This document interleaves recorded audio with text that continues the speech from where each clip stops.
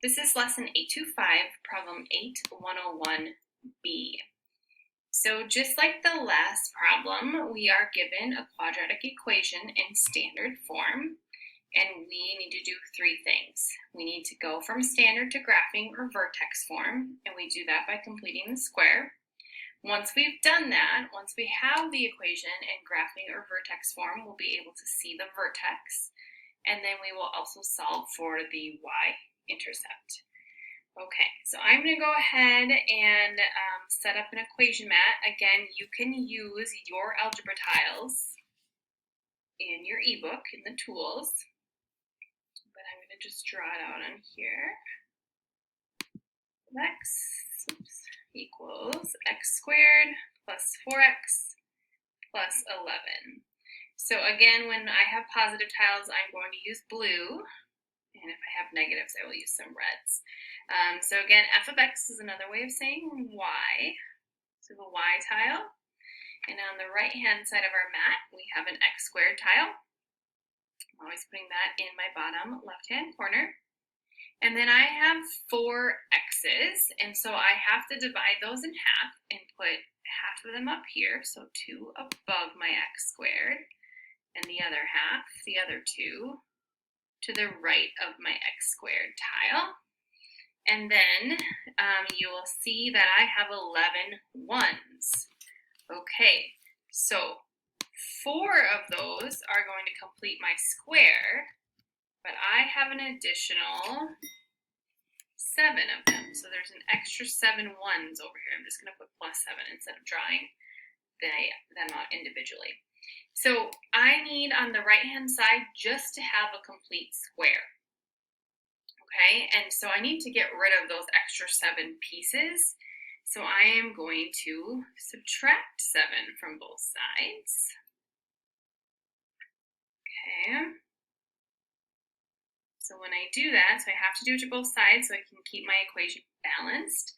When I do that, these 7s and this negative 7, they make 0, so they go away, and I am left with that complete square on the right-hand side.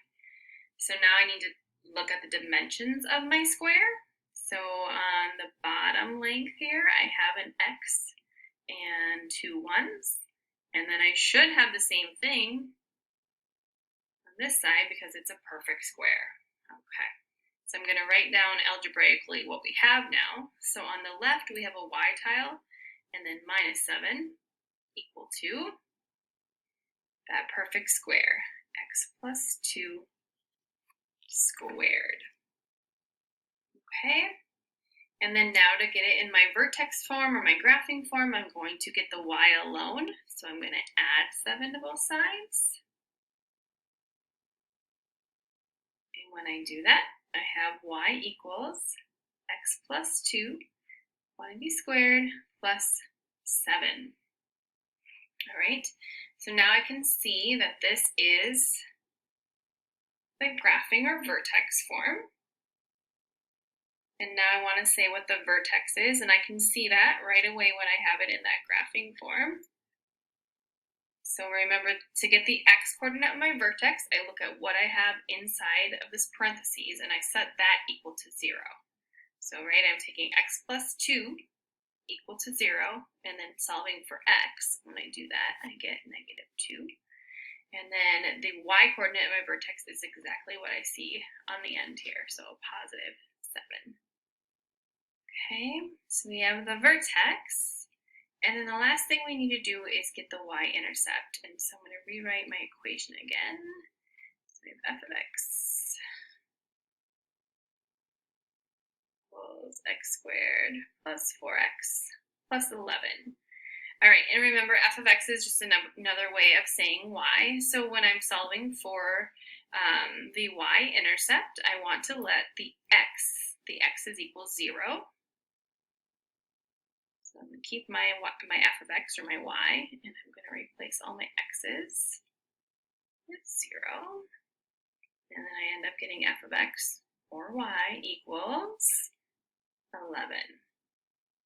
Okay, so when we let x equal 0, we got that our y value was 11. Okay, and then remember the little shortcut to that is when you see your equation in standard form here, the x squared plus your x's plus your 1's, the number, your y-intercept is just the number of 1's that you have in that equation, which makes sense because if you're putting 0 in for these x's, those are being eliminated and you're left with those 1's.